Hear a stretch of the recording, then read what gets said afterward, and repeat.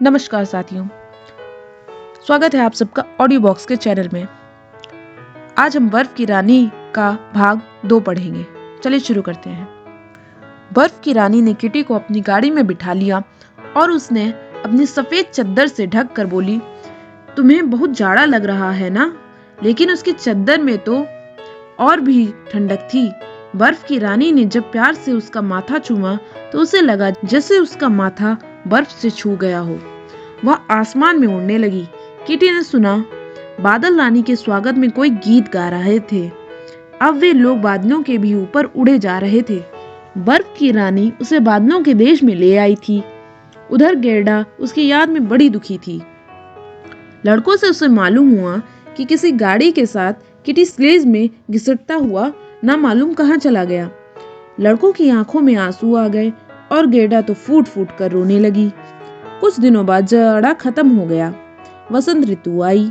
जब वसंत ऋतु की सुहावनी धूप गेरडा की खिड़की में आई तो उसे अपने साथी की बड़ी याद आई। एक दिन वह अपने लाल जूते पहनकर नदी किनारे जा पहुंची और नदी से पूछने लगी, क्या तुम मेरे भाई को बहा ले गई हो? मैं तुम्हें अपने ये नए नए जूते दूंगी, तुम मेरा भाई ला दो। इसके जवाब में नदी की लहरें अजीब तरह से हिलने लगी। गेरडा ने अपने जूते पानी में फेंक दिए, लेकिन लहरें जूतों को बहाकर फिर से नदी किनारे छोड़ गई। गेरडा को लगा कि शायद उसने जूते ज्यादा दूर नहीं फेंके, इसलिए ये वापस लौट आए हैं। उसने देखा कि पास ही सरपत की झाड़ी के पास एक नाव खड़ी थी। वह नाव पर चढ़ गई और वहां से उसने जोर लगाकर जूते पानी में फेंक दिए, लेकिन ऐसा करते समय नाव को एक झटका लगा और उसकी रस्सी खुल गई और नाव नदी में बहने लगी। गेरडा बड़ी घबरा गई, लेकिन नाव को रोकने का कोई चारा ही नहीं था। वह बड़ी तेजी से बही जा रही थी। गेरडा डरकर चिल्लाने लगी, लेकिन किसी ने उसकी आवाज नहीं सुनी। नाव बहती रही। गेरडा ने सोचा कि शायद यह नाव उसे किटी के पास ले जाएगी। नाव बहती बहती ऐसी जगह जा पहुंची जहां नदी किनारे एक छोटी सी झोपड़ी बनी थी। उसकी एक खिड़की नीली थी और दूसरी लाल। झोपड़ी के दरवाजे पर लकड़ी के 2 सिपाही खड़े थे। जैसे ही गेरडा की नाव झोपड़ी के पास पहुंची, सिपाहियों ने उसे सलाम किया। गेरडा ने सोचा शायद ये जिंदा हैं। वह मदद के लिए उन्हें पुकारने लगी, लेकिन सिपाही चुपचाप खड़े रहे। उसकी आवाज सुनकर झोपड़ी में से एक बुढ़िया निकली। वह एक लाठी के सहारे चल रही थी। उसने अपनी लाठी से नाव को किनारे की ओर खींचते हुए कहा, हाय बेचारी लड़की, तुम कितनी दूर पानी में बह आई हो। फिर उसने गेरडा को उठाकर किनारे उतार लिया। गेरडा किनारे पर पहुंचकर बहुत खुश हुई, लेकिन साथ ही इस विचित्र बुढ़िया को देखकर उसे डर लग रहा था। बुढ़िया के पूछने पर गेरडा ने सारा किस्सा सुनाया और फिर पूछा, क्या तुमने मेरे भाई किटी को देखा है? बुढ़िया बोली, नहीं, मैंने उसे नहीं देखा, लेकिन अगर वह नदी में बह रहा है तो जरूर यहाँ आ पहुंचेगा। तुम घबराओ मत, तब तक तुम यहीं रहो और आराम से यहाँ के फूल सूंघो। यहाँ आसपास बड़ा अच्छा बगीचा है, जिसमें ऐसे फूल लगते हैं जैसे तुमने कभी नहीं देखे होंगे। फिर बुढ़िया उसका हाथ पकड़कर उसे अपनी झोपड़ी में ले गई। अंदर जाकर उसने दरवाजा बंद कर लिया। असल में यह बुढ़िया एक जादूगरनी थी, लेकिन यह दुष्ट नहीं थी। गेरडा के बाल संवारते संवारते वह उस पर जादू कर रही थी। वह उसे अपने पास ही रखना चाहती थी। धीरे धीरे गेरडा किटी को भूलने लगी। फिर बुढ़िया उसे अपना बगीचा दिखाने ले गई। उस बाग में तरह तरह के फूल खिले हुए थे। वह दिन भर उनके बीच खेलती रही।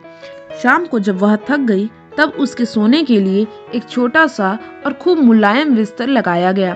गेरडा जैसे ही उस पर लेटी कि उसे गहरी नींद आ गई और वह मीठे सपने देखने लगी। इस तरह धीरे धीरे उसके दिन बीतने लगे। वह उस बाग के हर फूल को जानती थी, लेकिन उसे लगता था कि कोई एक फूल उसमें से गायब है।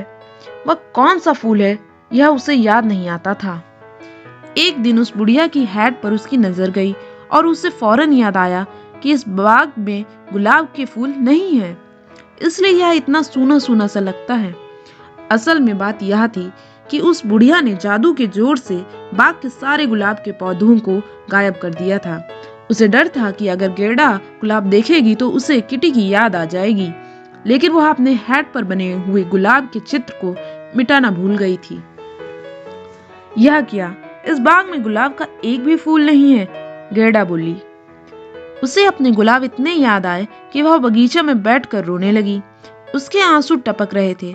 वहां पहले गुलाब का एक सुंदर सा पौधा लगा था, जिसे बुढ़िया ने अपने जादू के जोर से गायब कर दिया था। गेड़ा के गरम गरम आंसू जब उस जगह टपके तो वहां फिर से गुलाब का पौधा निकल आया।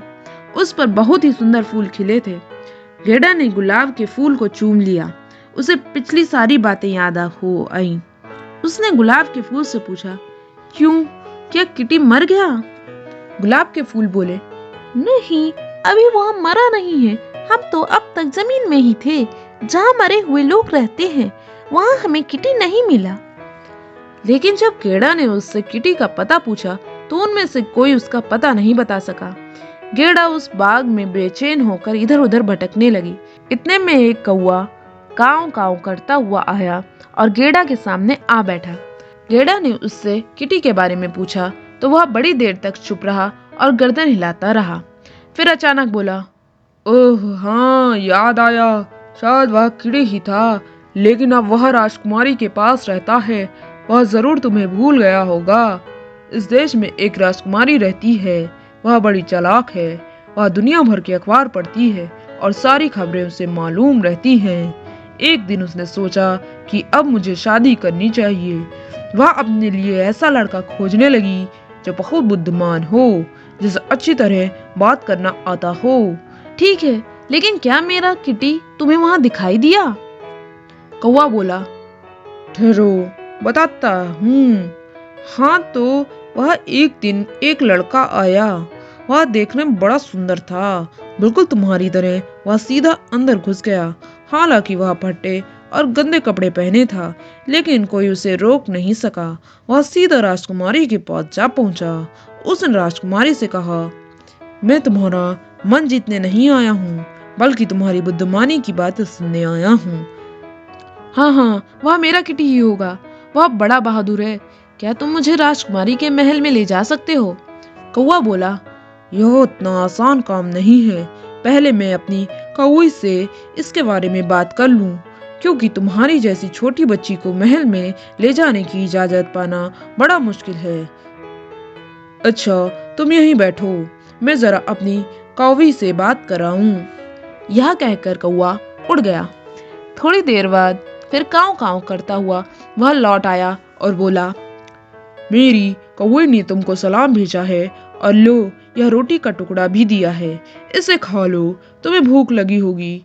तुम रो मत, मेरी कौवी तुम्हें पिछवाड़े के दरवाजे से महल में पहुंचा देगी।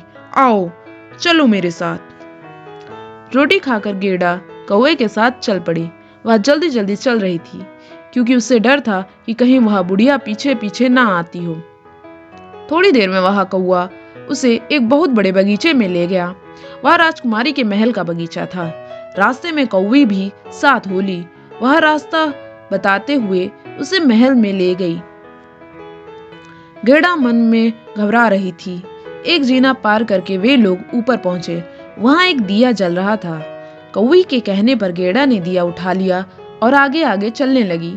थोड़ी देर में वे सोने वाले कमरे में पहुंच गए। वह कमरा बड़ा सुंदर था। देखने में उसकी छत और बीच में लगा हुआ खंबा ताड़ के पेड़ की तरह लगता था, जिसमें तरह तरह के हीरे मोती लगे हुए थे। कमरे में लिली के फूल की शक्ल के 2 पलंग थे। एक राजकुमारी के लिए था और दूसरा राजकुमार के लिए। गेड़ा पलंग पर किटी को ढूंढने लगी। उस पर एक लड़का सो रहा था। उसने उसे आवाज दी। दिए से उसके चेहरे पर प्रकाश किया। राजकुमार की नींद खुली नहीं थी। गेड़ा को यह देखकर बड़ा अफसोस हुआ कि वह किटी नहीं था। तब तक राजकुमार की नींद भी खुल गई। उसने पूछा, तुम कौन हो और यहाँ क्या करने आई हो?